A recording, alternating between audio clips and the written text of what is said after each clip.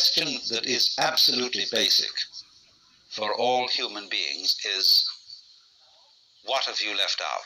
You see? You are focused on certain things that constitute what you call everyday reality. Look, you single out people, and you see them sitting all around, and you know there are things that are really there.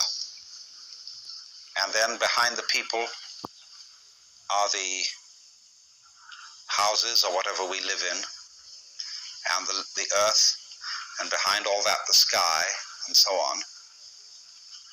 But we see the world as a collection of rather disjointed events and things. And I might say to you as you came in here today, now, my goodness, you all forgot something. What did you forget? And you think, my goodness, did I put my pants on? Did I wear a sweater? Did I put my glasses and my hair on, or my wig or whatever? And no, it's none of that. Well, something you forgot. See, everybody's forgotten something. You left it out. You just missed it.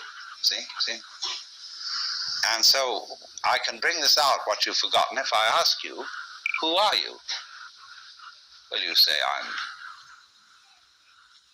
Paul Jones, or whatever your name happens to be. I say, oh, no, don't give me that stuff. Who are you really? And you think, whoa, of course, I'm just me.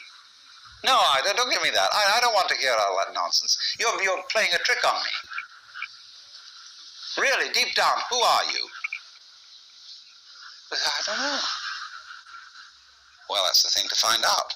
That's the thing that's been forgotten. See, that's the underside of the tapestry, the thing that's been left out.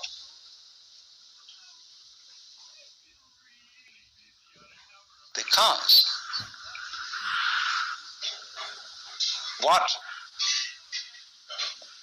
we are carefully taught to ignore is that every one of us, fundamentally, deep inside, let's put it that way, is an act of, a function of, a performance of, a manifestation of the works. The whole blinking cosmos, with all its galaxies, and forever and ever and ever, whatever it is beyond that, what you might call God in the Western tradition, or Brahman in Hindu philosophy, or Tao in Chinese. Every one of us is really that, but we are pretending we aren't. And we are pretending with tremendous skill.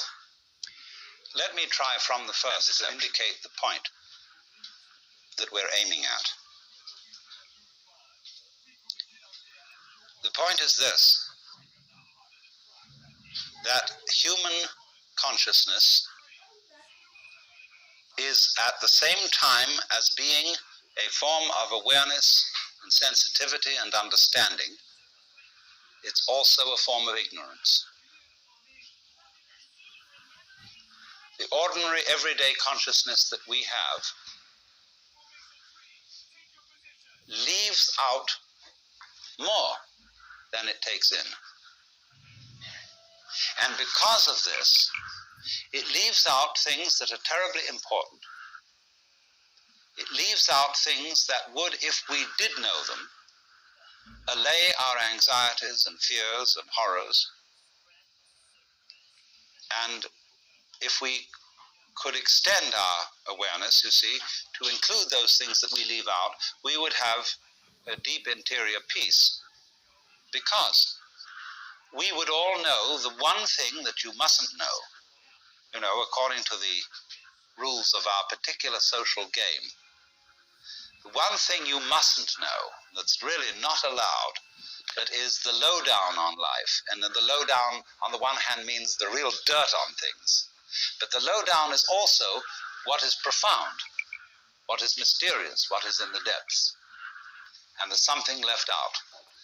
And our everyday consciousness screens this out in the same way that when you say you have weaving, you have, say, on this rug here in front of us, when the black finishes here, the black threads will go underneath and then appear again over here, then they'll go underneath the white, and then they'll appear again over here, you know? So that the back will be the obverse pattern of the front. Now, the world is like that. Our sense organs are selective. They pick out certain things. They're receptive. For example, we have a small band of what you might call a spectrum of light, of sound, of tactile sensation, and so on, to which the human organism is sensitive. But we know that outside that small band, there is a huge range of vibrations to which we have built instruments that are sensitive. Things like cosmic rays, ultraviolet rays, gamma rays, hard X-rays, and so on. They're all outside the band of our spectrum. And obviously, there are things that are outside the range of our instruments. We may build new instruments someday which will bring into our consciousness other orders of vibration altogether.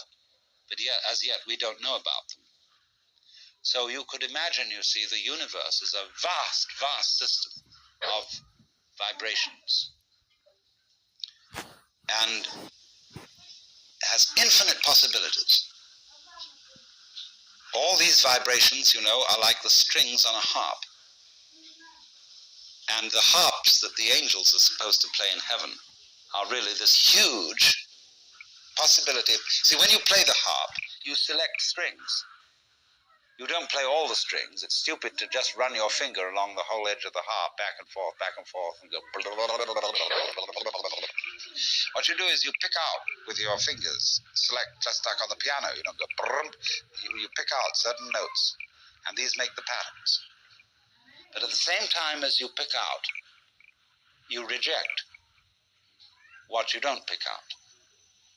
But it's all there, constituting a fundamental continuity, the kind of continuity of the thread as they go to the back of the woven material and make up the obverse of the pattern that's on the front. Now, the question that is absolutely basic for all human beings is, what have you left out? You see? You are focused on certain things that constitute what you call everyday reality.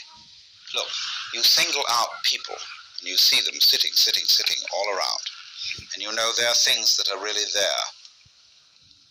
And then behind the people are the houses or whatever we live in, and the earth, and behind all that the sky, and so on.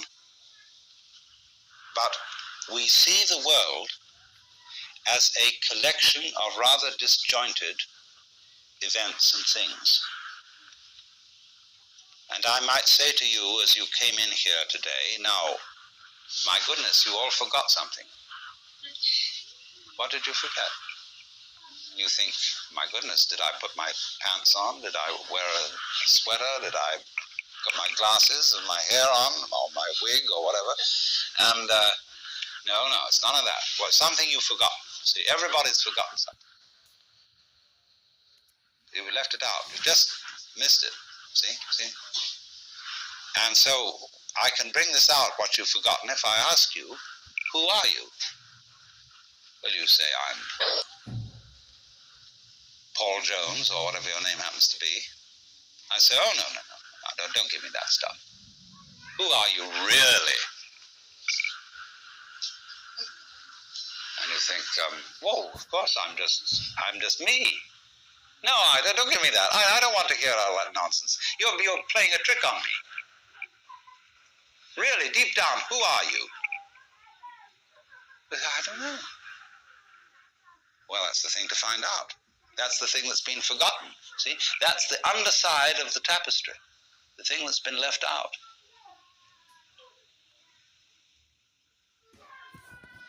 Because what we are carefully taught to ignore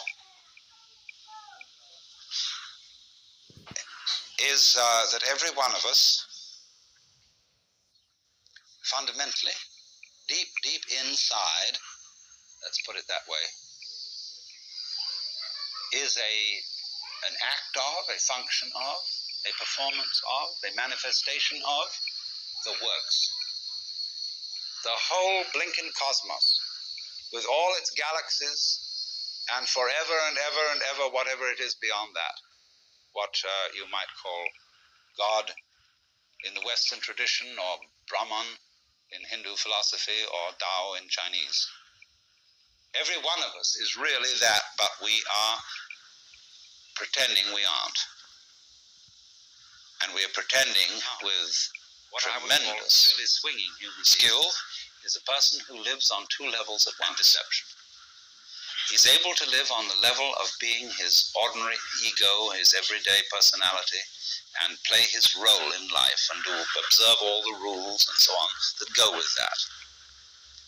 But if he's only on that level, if he's only playing that kind of thing, and thinks that's all there is, it becomes a drag. And he starts being the kind of person who feels that he's just got to go on surviving. See? It's terribly important to go on surviving, to live. And he works at that.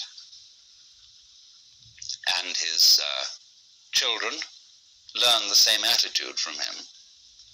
And they, he says, well, I've got to survive because I've got all these children I've got to support, and so on and so forth. And then they take the same attitude, and they breed up children, and they feel compulsive about supporting them, because they've got to go on. And so nobody really has any fun. It's just, we've got to make this thing, you see? And you don't have to. See, whenever I get somebody who comes to me and says, I really can't go on and I commit suicide, I say, well, that's entirely, you're right. There's really no reason why you should go on, and if you want to commit suicide, do it. You can check out.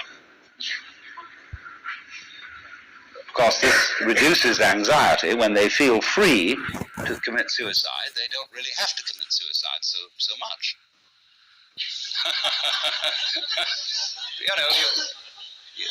You can commit partial suicide.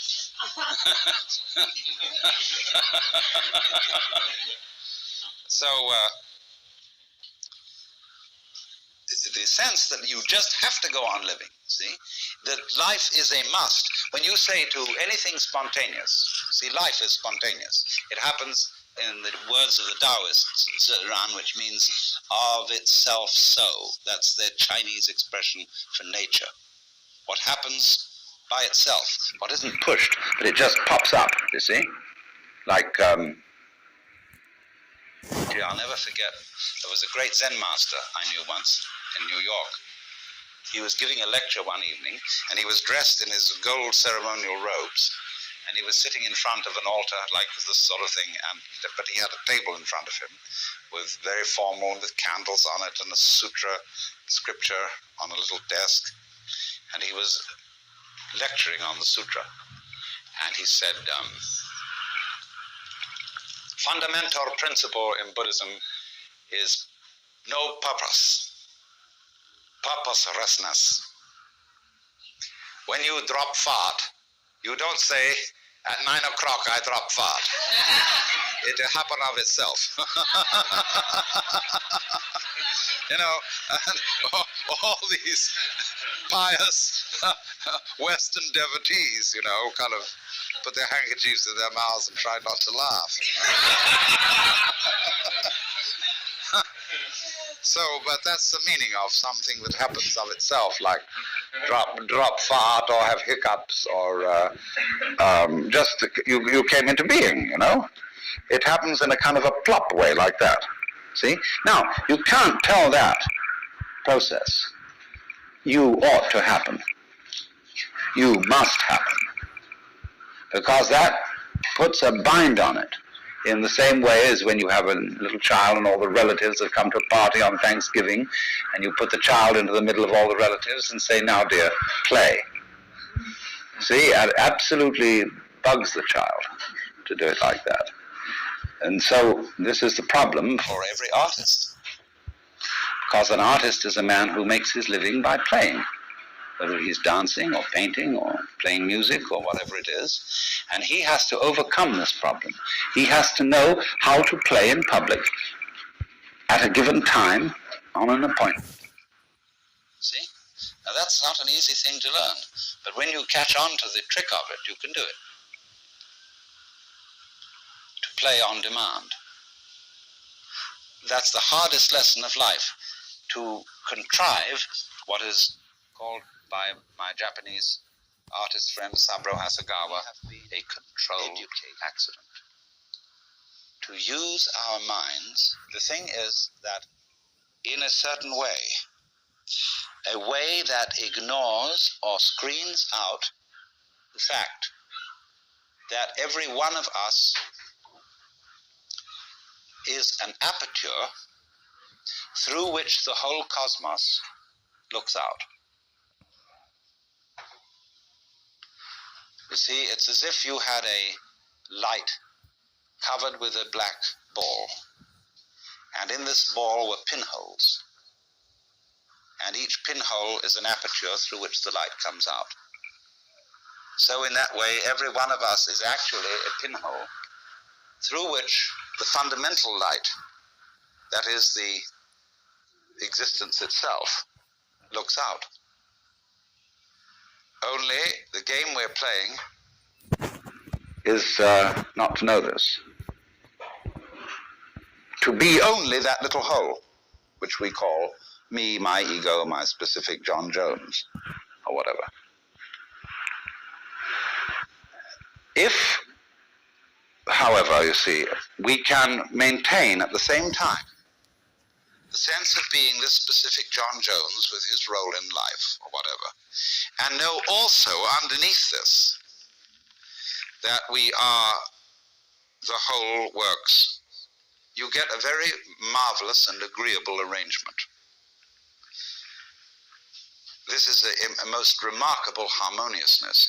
I mean, it gives one's life a great sense of joy and exuberance if you can carry on these two things at once. If you, in other words, you know that all the serious predicaments of life are a game.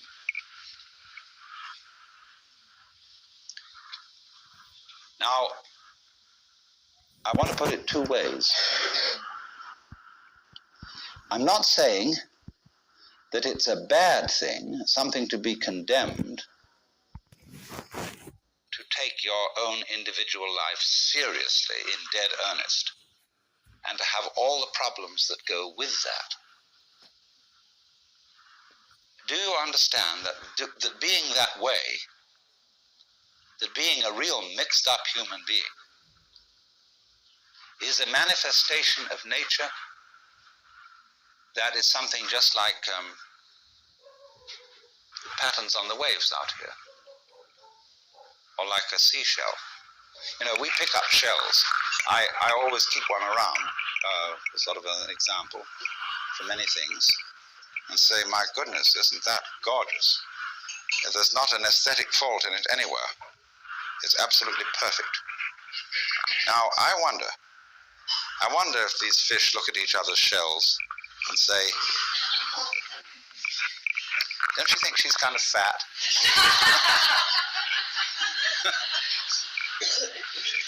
Oh my, those markings aren't really very well spaced.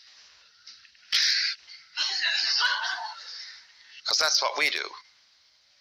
See, we don't realize that all of us in our various goings on and behavior and so on are just as more marvelous, much more complicated, much more interesting. All these gorgeous faces that I'm looking at, you know, every one of them, some are supposedly pretty, some are supposedly not so pretty, but they're all absolutely gorgeous. And everybody's eyes is a piece of jewelry beyond compare. Beautiful. But we have specialized in a certain kind of awareness that makes us neglectful of that. You see, we specialize in more or less briefly concentrated, pinpoint attention. We look at this and we look at that. And we select from all the things we might possibly be aware of, only certain things.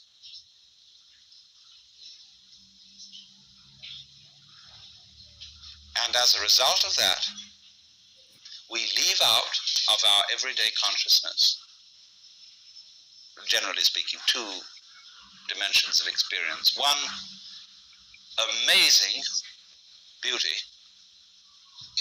of experience that we never see at all.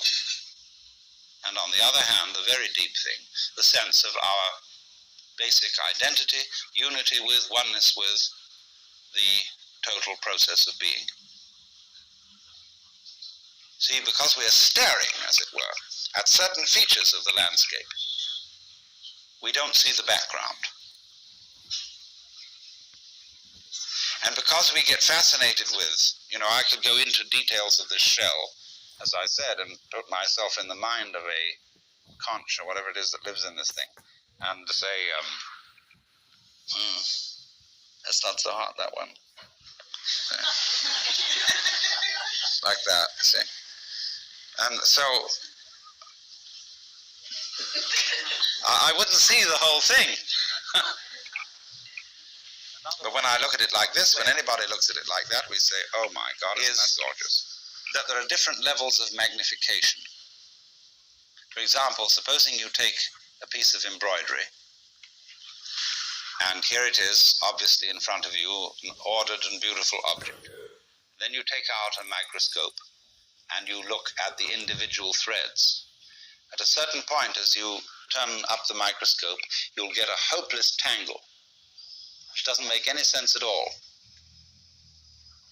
The wrapped fiber that constitutes the thread is a mess. Hasn't been organized, nobody did anything about it. But at the level of magnification at which you actually see it with the naked eye, it's all been organized. All right, now keep turning up that microscope. Take one of those individual threads in the fiber that seems to be so chaotic and go into the constitution of that. And again, you'll find fantastic order. You'll find the most gorgeous designs of molecules. Then keep turning it up. And again, at a certain level, you'll find chaos again. All right, keep going. And at another level, you'll find this marvelous order. Now you see, order and randomness constitute, in other words, the warp and the woof. Where everything is in order, everything's under control.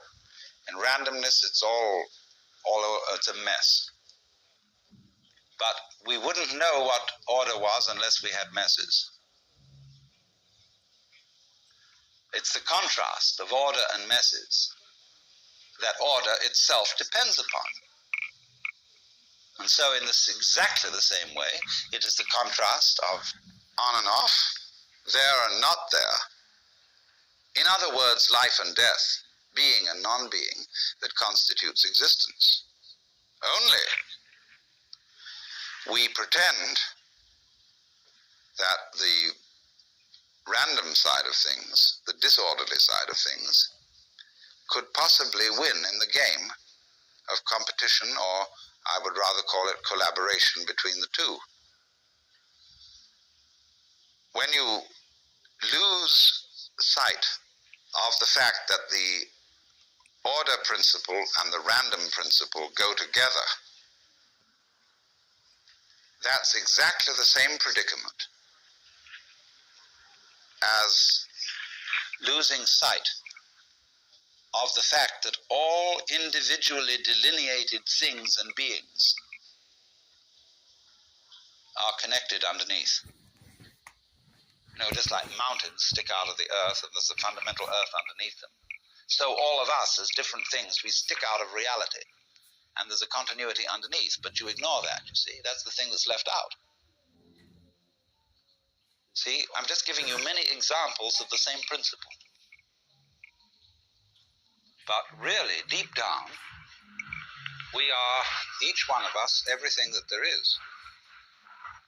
Doing it this way, and then again that way, and then again another way, and that's what it keeps up doing forever and ever. Only, it has holidays, which are called deaths. You know, in the story of the creation of the world in the Bible, God works for 7 days and rests the seventh. It's necessary to have a holiday. Holiday is holy day. And the Sabbath for the Jews is Saturday, for the Christians is Sunday, because Saturday is the last day of the week, but Sunday is the first day of the week. And it's a slight difference of alteration between a Jewish temperament and a Christian temperament. Some people like to take the holiday and then do the work. Other people like to do the work and then take the holiday. And since the Jews do the work first and then take the holiday, they're always a little up on the Christians in business.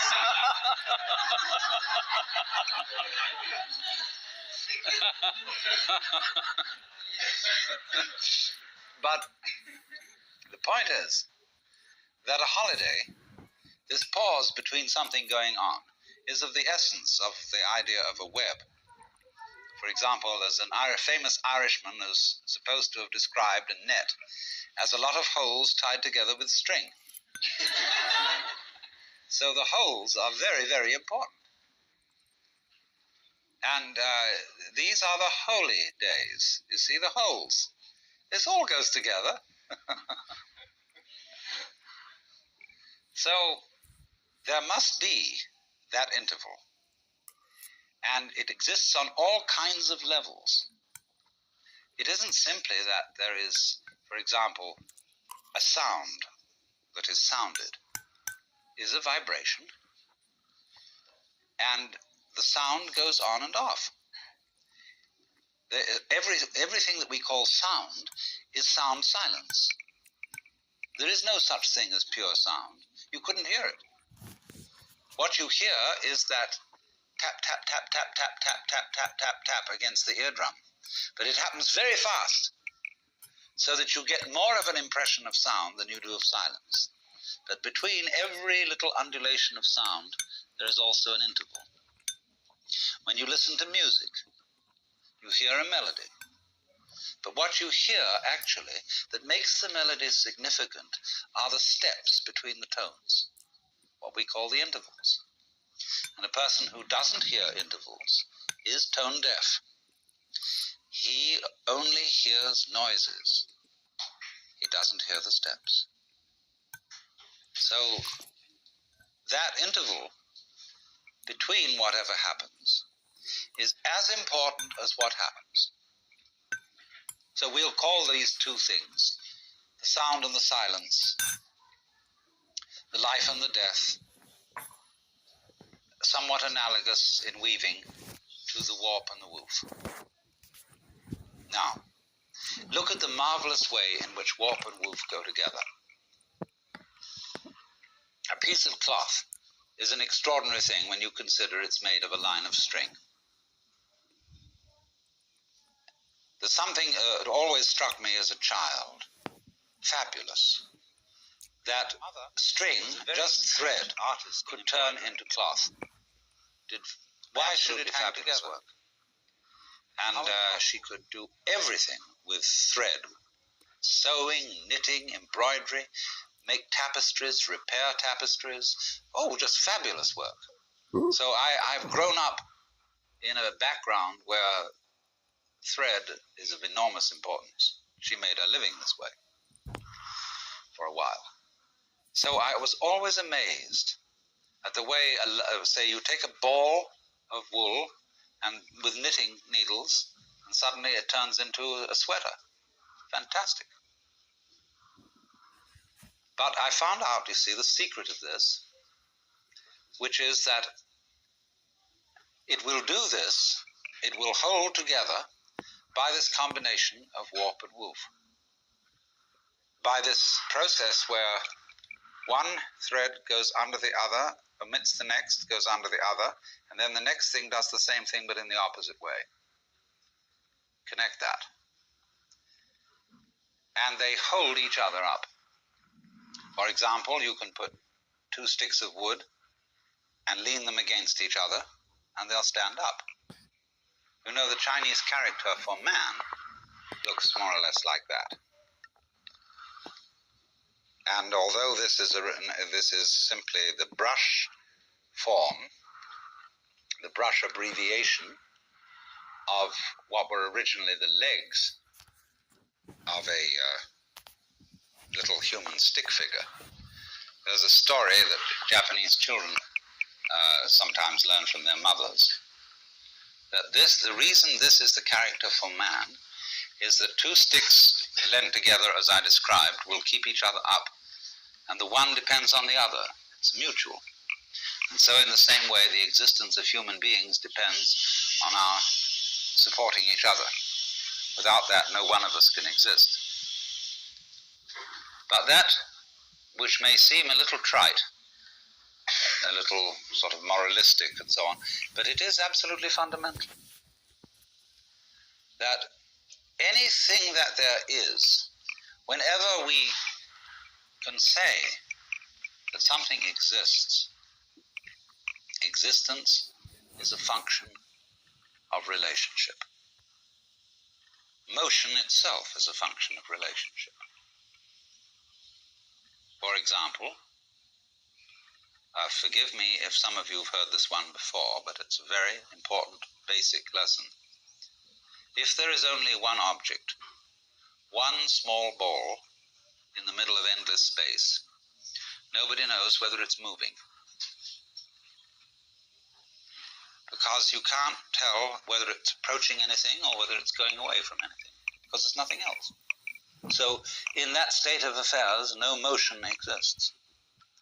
But if we introduce a second ball into the picture, and the two either come towards each other or go away from each other, then we can say that both of them, or either of them, is in motion.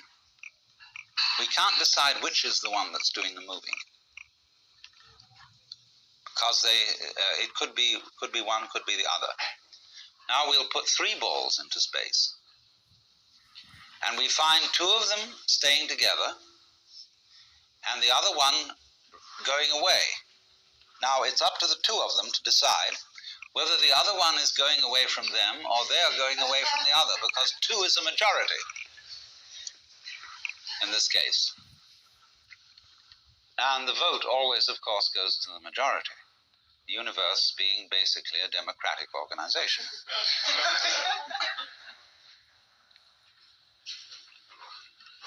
And so it goes. Now, once you've got that, you can see that motion is a form of relationship. All right, let me put it in another way. Energy is a form of relationship. If the universe is basically a play of energy, then you can say energy and relationship go together. Now, what is this saying?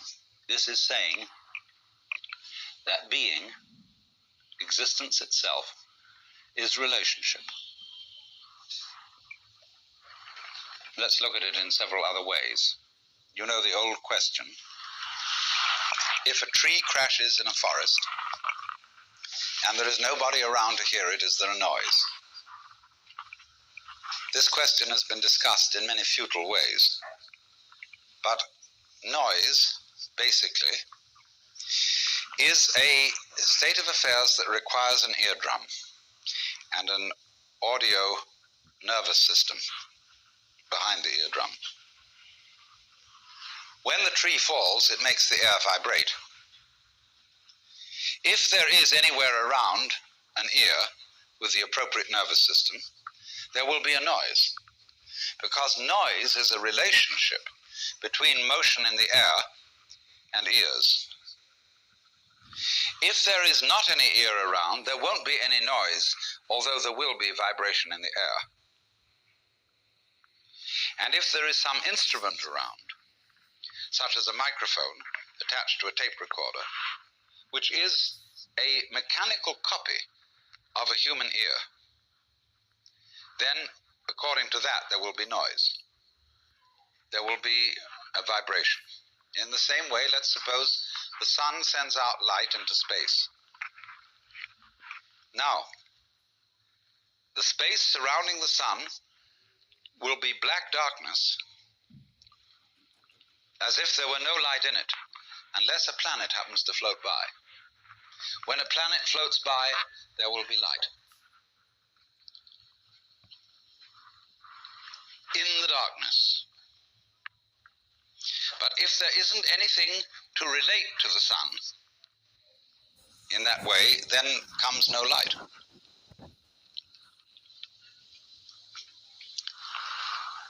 Now this goes right down to the root and ground of everything. It goes down to the essence of your nerves, of your whole being, that it's all an interdependence.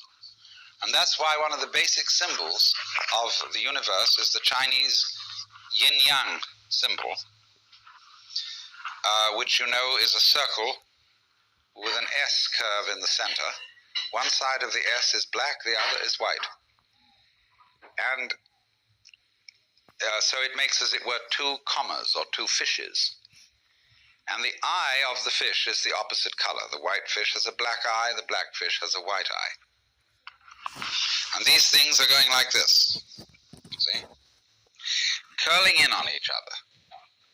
Now this thing is called a helix. And that is the fundamental form of the galaxies. The great nebulae we see out in space are doing this, curves. And this is basically to the position of sexual intercourse. This is and this is, you know, when you hold hands and so on. This is it. But there are two involved, and the two are secret. The unitive world, underneath, underlying and supporting the everyday practical world. There have to be certain alterations in one's common sense. Now there are certain ideas, and beyond these ideas certain feelings that are difficult to get across, not because they're intellectually complicated, not at all because of that, but because they're unfamiliar. They're strange. We haven't been brought up to accommodate them. In exactly the same way that in past times, people knew that the planets were supported in the sky because they were embedded in spheres of crystal. And if they weren't, and of course you could see them because you could see through them, they would fall down on the Earth. And now when astronomers finally suggested that there were no crystal spheres, people felt unbelievably insecure. See? They had a terrible time assimilating this idea. Now, do you see what it involves to assimilate a really new idea? You have to do quite a flip. For example, there's some people whose number systems only account for quantities. 1, 2, 3, many. So they don't have any concept of four corners to a table. See, a table has many corners. And a pile of pebbles is, in that sense, equivalent in manyness to the four corners of a table. Now they have difficulty, you see, in beginning to assimilate the idea of counting through and numbering all those corners or all those pebbles. But we've done that. And so to us that is perfectly simple. But imagine the kind of mentality, the kind of person to whom that is not simple at all. Well, now in exactly the same way, there is here what I'm trying to explain, a new idea that most people don't assimilate. And that is the idea of the total interdependence of everything in the world. The Buddhists in Japan call it Jiji-muge. Jiji-muge, between thing and thing, between event and event, there is no block. And they represent this imagistically as a network. Imagine a multidimensional spider web covered in dew in the morning. And every single drop of dew on this web contains in it the reflections of all the other drops of dew. And of course, in turn, in every drop of dew that one drop reflects, there is the reflection of all the others again. And they use this image to represent the interdependence of everything in the world. In other words, if we give this dewdrop image, if we put it into a linguistic analogy, we would say this: words have meaning only in context. The meaning of any word depends upon the sentence or upon the paragraph in which it's found.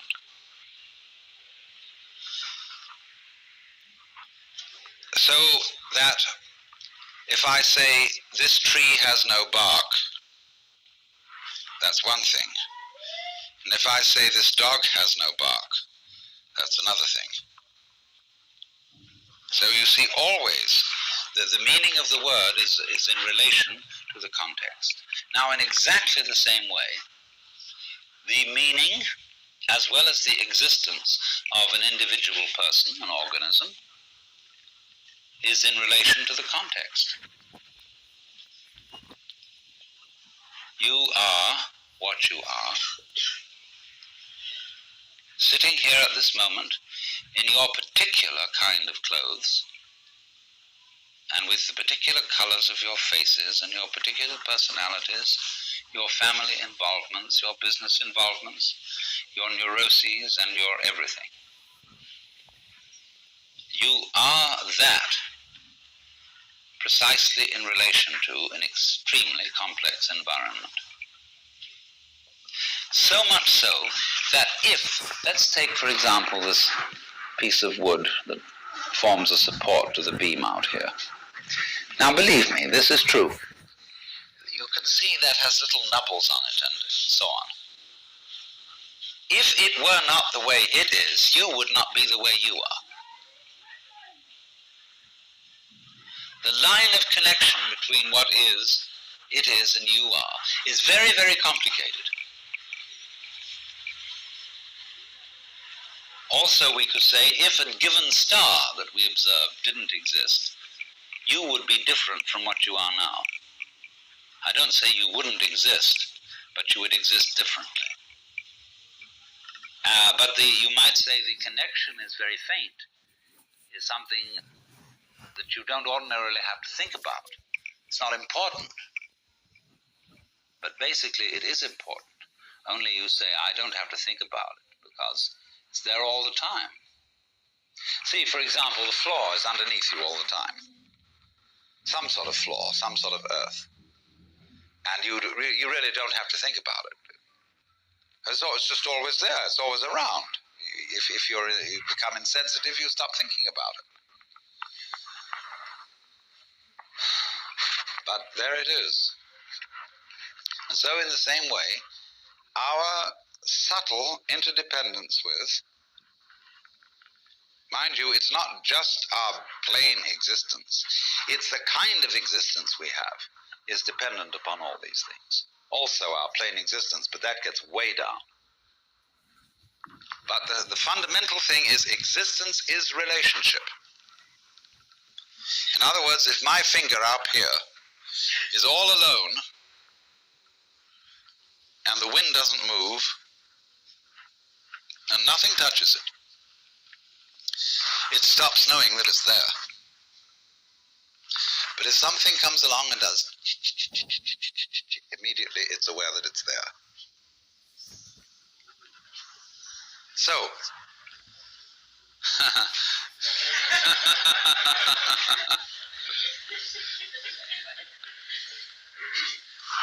you see, it takes two. We could have so much fun, but it takes more than one. She don't want it.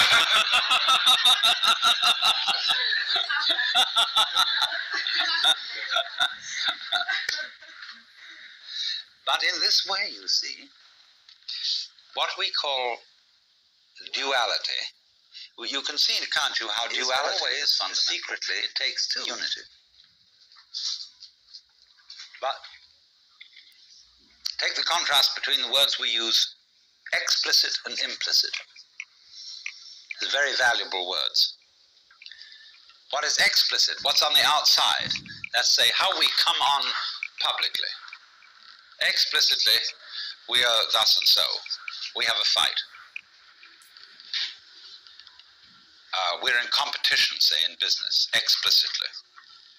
But implicitly, we've worked this out, that we have agreed in a secret way that nobody knows about, that this competition is extremely valuable to both of us. Take it politically, for example. Let's take the situation of Russia versus the United States. Explicitly, in public, this has to be a big fight.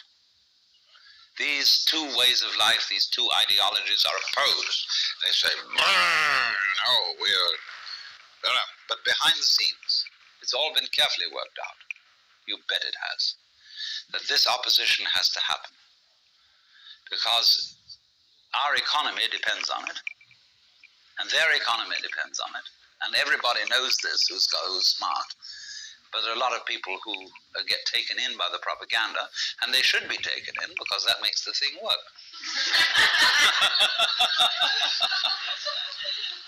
It's crazy. But that's the way it goes. And everything works this way. There is, for example, when swans start to mate, they're not sure what they're supposed to do. And they begin to fight. I had a long talk about this with C.G. Jung. He lived on the edge of Lake Zurich, and he had a little summer house right on the water's edge, and there were many swans there. And I was getting up at the end of a conversation with him, and we were beginning to walk back to the main house, and I said, "Isn't it true that swans are monogamous?" And he said, "Yes. They are." He said, "Do you know, I have had most interesting relationships between these swans and many of my female patients who thought they were homosexual." I mean, Jung wasn't a sexual snob. I mean, he understood all the legitimacy of all kinds of sexual variations.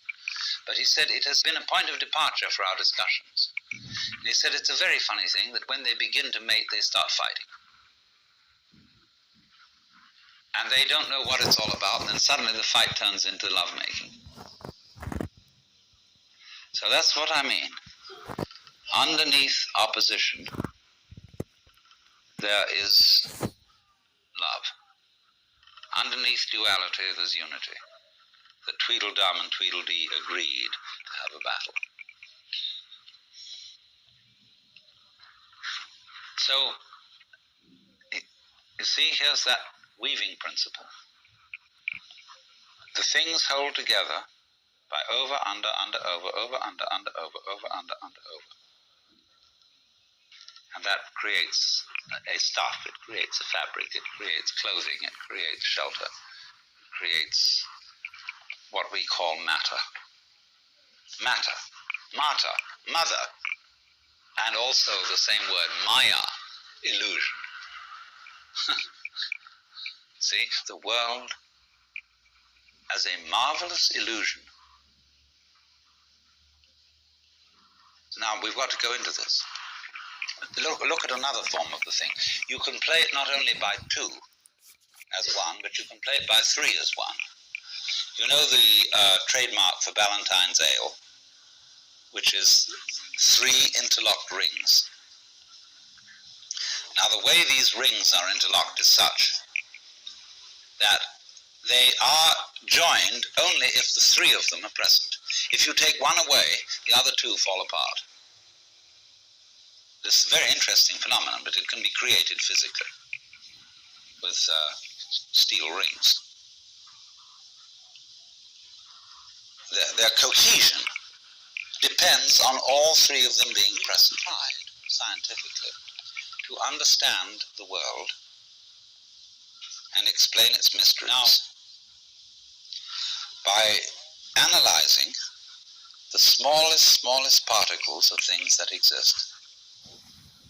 Inquiring down, what is this thing we call flesh or call steel or stone? What is it made of? Go down into the midst of it. And that's given us a certain understanding. But only half of the understanding. Equally important is not what is the tiniest particle, but in what context is the tiniest particle. You see? In relation to what is it? Just as the word bark, as I showed you, has different meanings in different sentences, so cells, molecules, atoms have different properties in different contexts. So what the scientist equally needs to study is not simply what is anything when very, very minutely analyzed, but where is it? When is it? That makes all the difference. So do you see that a lot of people who get anxious when they hear that everything is relative have no need to get that anxious. Relativity isn't some kind of slippery morass in which all standards and all directions get lost. Relativity is really the soundest situation that there is.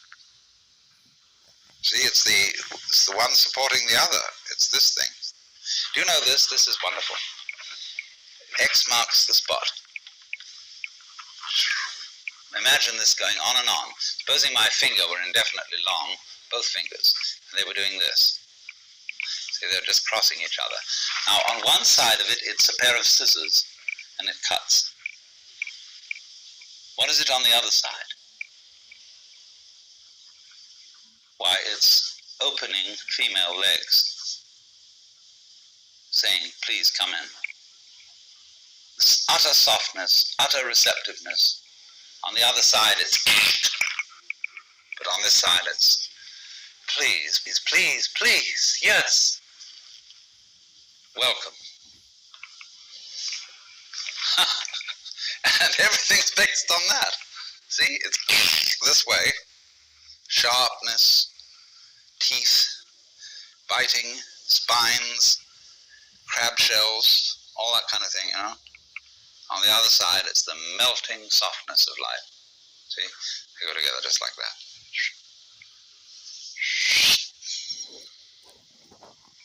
And goodness knows what it is on these outer two sides. I haven't thought about that yet.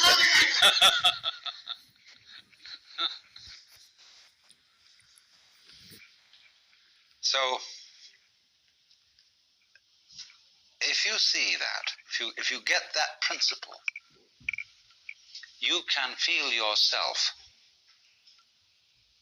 not sort of just rattling around in the world as a kind of, somebody who's been stuck down there. But you can feel yourself going on in absolutely exact relationship with everything around you. And this is very beautiful. It isn't just that you are here looking at what's out there, like you might be photographing it with your eyes.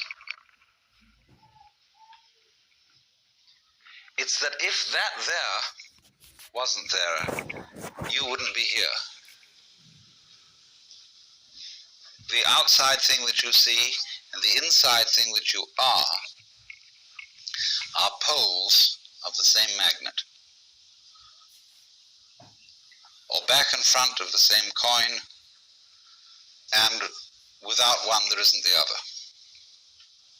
That means, of course, then, that we are living in the midst of a world of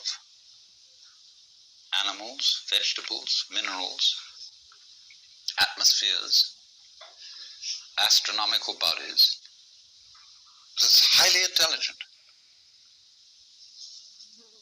Its intelligence concentrated, crystallized in our brains. That's where it comes out, you see. In any field, let's say, let's take any field of forces. We take a chemical solution, and at certain critical points in this chemical solution, the crystals start to form. And so in the same way, the total intelligence of this whole universe crystallizes in human brains. Also in other kinds of brains. But that's where it really comes out. But it's the total intelligence of the whole field that does this.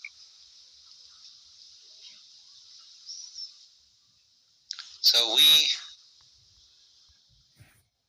go with the whole thing, interdepend with it.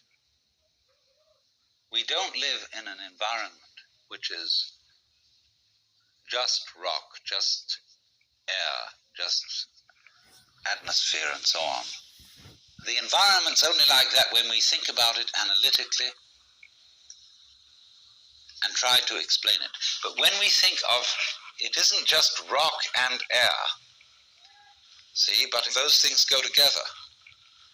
When you see the interconnectedness, when you see in the simplest way how flowers go with bees and other insects, they don't live without them.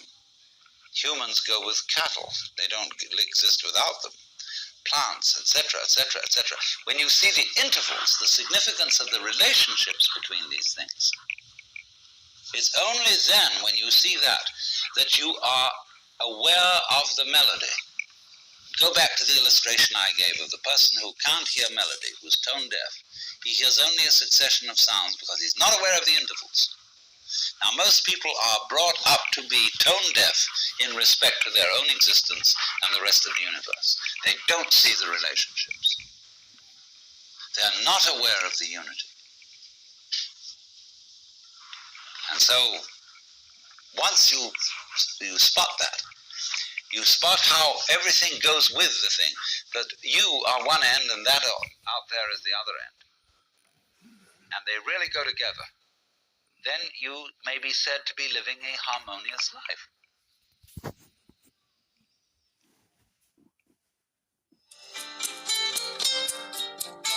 This concludes Session 3 of Out of Your Mind, Essential Listening from the Alan Watts Audio Archives. Our program continues with Session 4.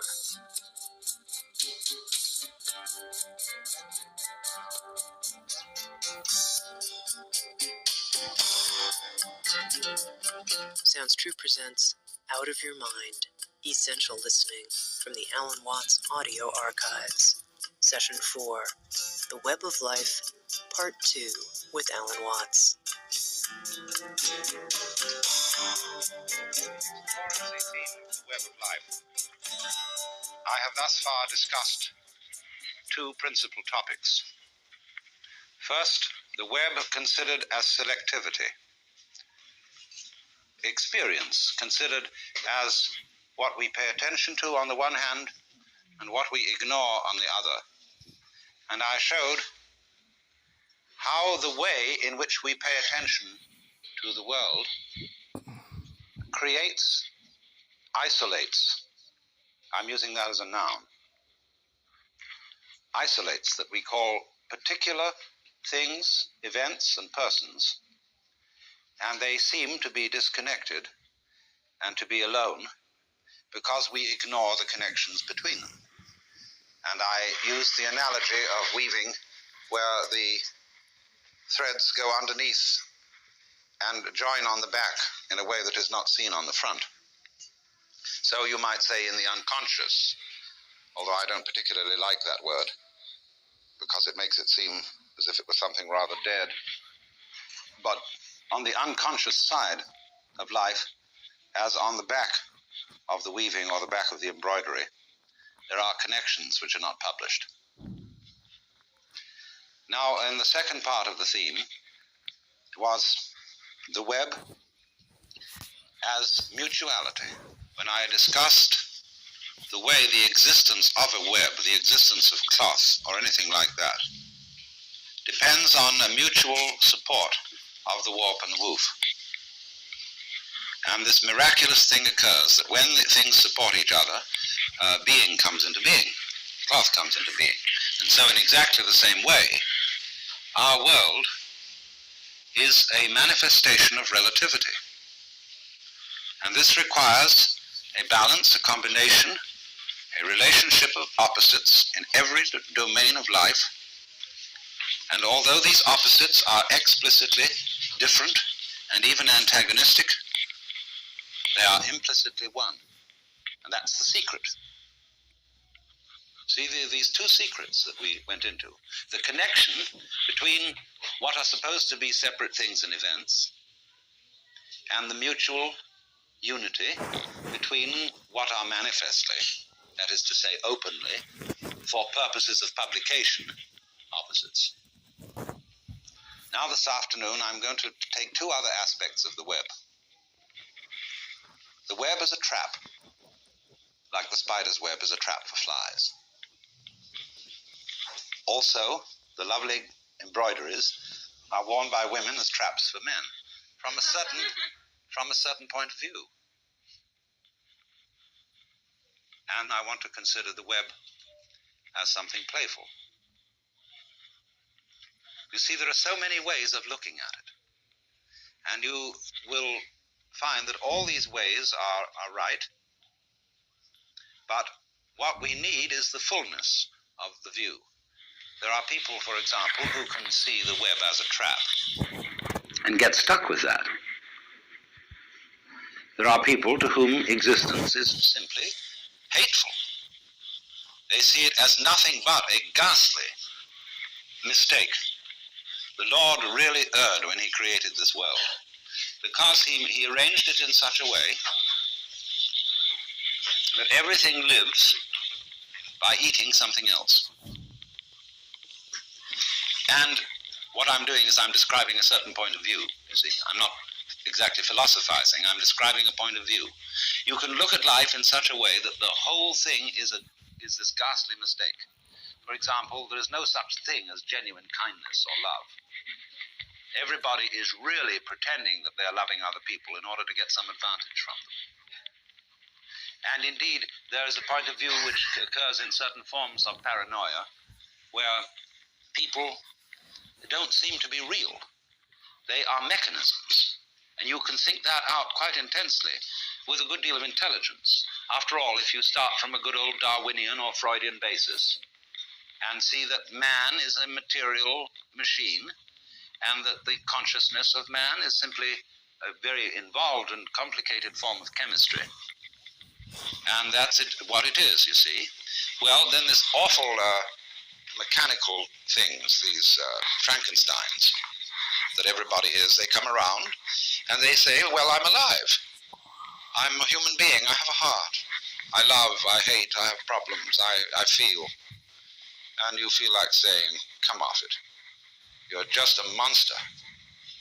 And you put on this civilized act because really you're just a set of teeth on the end of a tube. And you've got a ganglion behind those teeth, which you call your brain or your alleged mind. And this thing is really basically there for two purposes. One, to be cunning enough to get something to eat, to put down the tube, and the other, you know what, Mr. Freud's libido. And everything else, you see, can be construed as an elaborate, subtle way of pretending that that's not really what you want to do. But you do, but you put on a great show. Now, some people, according to this view, get mixed up. They so repress that what they really want to do is to eat and to screw, that they get involved in higher things that are the masks for these activities, and think that that's the real purpose of life. And then they become what's called neurotic. And because they get involved in being pure camouflage. So that's what's called escaping from the facts, not looking at life, not looking at reality correctly. Now, this is a very strange thing, you see, that it is partly true that the universe, so far as its biological aspect is concerned, is this weird system that lives by everybody eating everybody else. Only what we do to maintain what is called order and civilization is that various species make agreements, as it were, that they won't eat each other. They'll cooperate, and so be an enormous gang which can beat down the others. So the human being is the most successful so far of this gangster arrangement. We are the most predatory monsters on Earth, and we have cooperated to assault the fish and the vegetables and the chickens and the cows and everything, you see. Only we do it by not letting our left hand know what our right hand doeth. In other words, ladies and gentlemen, unless gentlemen happen to be prone to going hunting as a sport, they don't see their food killed. They don't see the slaughterhouse. And so what you get in the butcher, in the market, is steak, you know, is a thing in its own right. It has nothing to do with a cow. A steak is a thing shaped thus and so, and it looks as if it might be like a banana or something like that, you know, and nobody worries. And when a fish is served up, it does indeed look like a fish, but it's not the squiggly, squirmy fish that comes out on the end of the fisherman's line. You know, when you really fish, you realize that the fish doesn't like it very much. Now, there is that absolutely extraordinary side of things that is really terrifying. And so, let me repeat the illustration I used of the cross in the net, where one side of it is scissors that cut and eat, teeth that chew and get this thing in, and the opening side of it is like James Joyce's in Ulysses, the girl who says yes, and I said yes, yes, yes. She wants to be absolutely ravaged by her man, you see. So it's open, open, open. But now comes if we take the dark view of things, the horrible view. Excuse me if I go into some rather grisly details, but have you ever heard of a vagina dentata? That is the idea that in the sexual organ of the woman there are teeth. And a lot of men have this fantasy, and so are rendered impotent.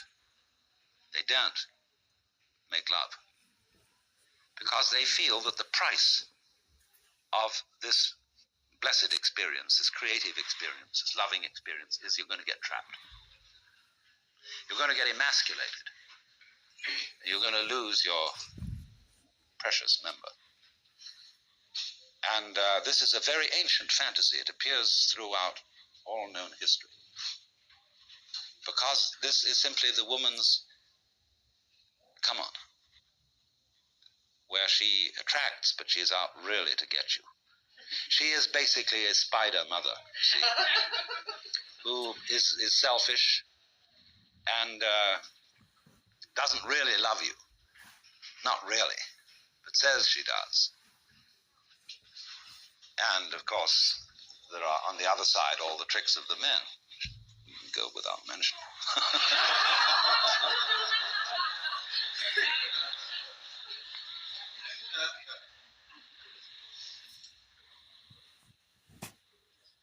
So, this is a view of the world as a system of mutual exploitation and of maximal selfishness. In their lifetime, sometime, two things. One, now, it's a very to consider death, to explore, to observe skulls and skeletons, and to wonder what it will be like to go to sleep and never wake up. Never. That is a very gloomy thing for contemplation, but it's like manure.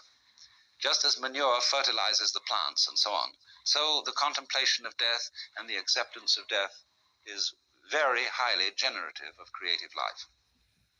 You get wonderful things out of that. And the other thing to contemplate is to follow the possibility of the idea that you are totally selfish. That you don't have a good thing to be said for you at all. You're a complete, utter rascal. Now, the Christians have avoided this, because although they say in their Episcopalian form of confession that we have erred and strayed from thy ways like lost sheep, and we have followed too much the devices and desires of our own hearts, too much, we have offended against thy holy laws, we have left undone those things which we ought to have done, and we have done those things which we ought not to have done, and there is no health in us. But it ought to be different, and we're going to do our best to amend with the help of God's grace. And that is a real con act, because if you equate health with, they automatically suspect it as being a little bit phony. But if you say, I love you so much I could eat you, that's an expression, it's a way of saying to a person, you attract me so much that I can't help it. I'm absolutely bowled over by you, I'm gone. And people like that. Then they feel they're really being loved, that it's absolutely genuine. But now, I love you so much I could eat you. Now what the devil do I want? I certainly don't want to eat the girl in the sense of literally devouring her, because then she'd disappear.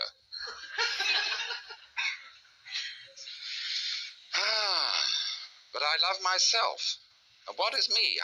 In what way do I know me? When it suddenly occurs to me that I know me only in terms of you. See, when I think of anything that I know and that I like, then it's always something that can be viewed as other than me. I can never get to look at me, real me. It's always behind. It's always hidden. And I really don't know it well enough to know whether I love it or not. Maybe I don't. Maybe it's an appalling mess. But certainly the things I do love and that I want from a selfish point of view, when I really think about them, they're all something else that's in a way outside me. Now, we saw that there is a reciprocity, a total mutual interdependence between what we call the self and what we call the other. That's the warp and the woof.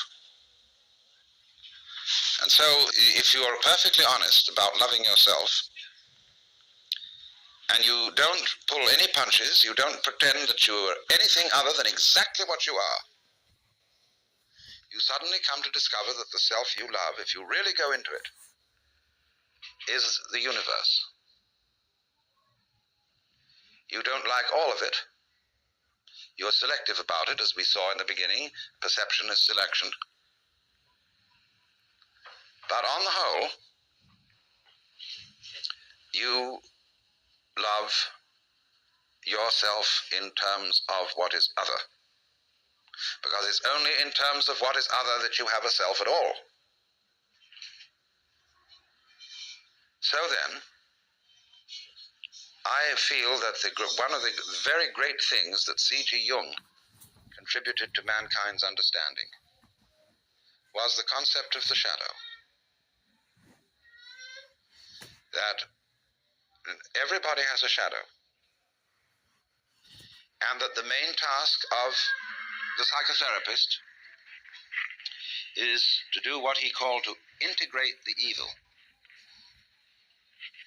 To, as it were, put the devil in us in its proper function. Because you see, it's always the devil, the unacknowledged one, the outcast, the scapegoat, the bastard, the bad guy, you see, the black sheep of the family. It's always from that point, which we could call the fly in the ointment, you see. that generation comes. In other words, in the same way as in the drama, to have the play, it's necessary to introduce a villain. It's necessary to introduce a certain element of trouble. So, in the whole scheme of life, there has to be the shadow, because without the shadow there can't be the substance. So this is why there is a very strange association between crime and all naughty things and holiness. You see, holiness is way beyond being good. Good people aren't necessarily holy people. A holy person is one who is whole, who has, as it were, reconciled his opposites. And so there's always something slightly scary about holy people. And other people react to them in very strange ways. They can't make up their minds whether they're saints or devils. And so holy people have throughout history always created a great deal of trouble, along with their creative results. Take Jesus, for example. Trouble that Jesus created is absolutely incalculable. Think of the Crusades, the Inquisition, heaven only knows what's gone on